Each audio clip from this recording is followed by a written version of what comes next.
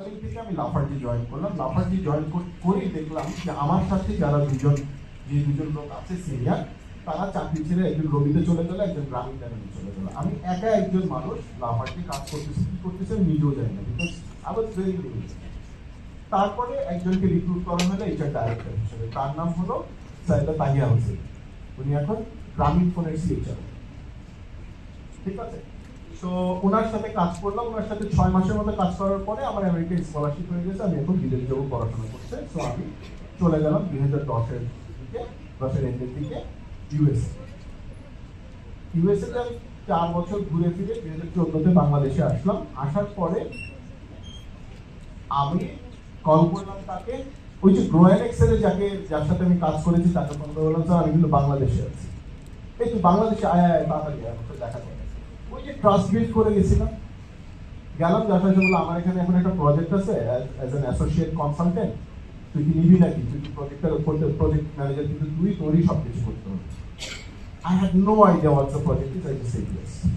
And then আমি দেখলাম যে না, not so bad, আমি 4 মাসের প্রজেক্ট নামাই দিলাম, খুব হ্যাপি। এর মধ্যে হঠাৎ করে ওই যে লাফার্জ হোমসকে যে মানুষটাকে আমি রিক্রুট করছিলাম আমার বস হিসাবে, সে আমাকে ফোন দিয়ে বললো, আপনি আর ইউ ইন বাংলাদেশ? আমি বললাম ইয়েস, আমি ইন বাংলাদেশ। আমার একটা পজিশন ওপেনিং আছে ব্র্যাকে, আমি তো আপনাদের চিনি, আপনাদের তো আমি ইন্টারভিউ নিব না, বাট আপনার সিএফওর সাথে বসতে হবে, আর হলো এক্সিকিউটিভ ডিরেক্টরের সাথে বসতে হবে। আমাকে নিয়ে আসলো তাড়াতাড়ি, আমাকে ফোন দিল, আমি যে ইন্টারভিউ দিলাম, দেওয়ার পরে আমার জব হয়ে গেল। যখন ওখানে পয়েন্ট অফ এন্ট্রি আমাকে কে দিল, যেই মানুষটার সাথে 4 বছর আগে আমি কাজ করেছি, লাফার্জ হোমস। তারপরে আমি ওই জায়গা ছেড়ে দিলাম, তারপরে আমি ব্র্যাকে চাকরি করতে, ব্র্যাক ছেড়ে দিয়ে আমি ডিবিএল এ জয়েন করলাম। ডিবিএল এ জয়েন করে ডিবিএল এ একটা সিএচআর পজিশন ওপেন ছিল। তখন আমি আবার ওনাকে বললাম, আপনি কি আসবেন না? তখন বললাম হ্যাঁ সাব্বির, অসুবিধা নেই। ইন্টারভিউ দিল, উনি এসে আমার অর্গানাইজেশন দিতে দিতে এইখানে নেগোসিয়েশন চলতেছে। ওই সময় ওনার আবার আরেক জায়গায় হয়ে গেল পার্টেক্সে। উনি আমি বললো, সাব্বির লেটস ওয়ার্ক টুগেদার, আপনি চলে আসেন। আমি পার্টেক্সে জয়েন করলাম ওনার সাথে। দেন উনি বললো যে সাব্বির, পার্টেক্স থেকে 3 মাস কাজ করে ওনার একটা কোম্পানিতে চাকরি হয়ে গেল। আমি তারপরে পার্টেক্সে 5 বছর কাজ করেছি। যে কোম্পানিতে চাকরি হলো কোম্পানিটার নাম হলো যে পারফেক্ট ইভেন্ট। উনি যে কোম্পানিতে চলে গেল, তারপরে উনি ওই কোম্পানি ছেড়ে চলে গেছে, কাকতালীয় ভাবে আমি আবার ওই কোম্পানিতে উনি যাওয়ার পরে জয়েন করছি, but it was not her recommendation at the end, it was through a head Hunter. সেই হেড হান্টার কে ছিল? সেই হেড হান্টার ছিলেন হলো গিয়ে জুলক্সে সাহেব ভাই, যিনি আমার বস ছিলেন পার্টেক্সে as a CEO.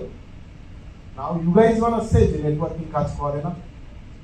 Only networking is real. If you have the networking, if you have the right people, if they trust you, if they rely on you, they will call you. You don't have to go there. After CV উপর rely করে থাকতে হবে না. You have to have the right people. So, as a student, you have to have proper networking with your alumni, peers, recruiters, professionals, and faculty members.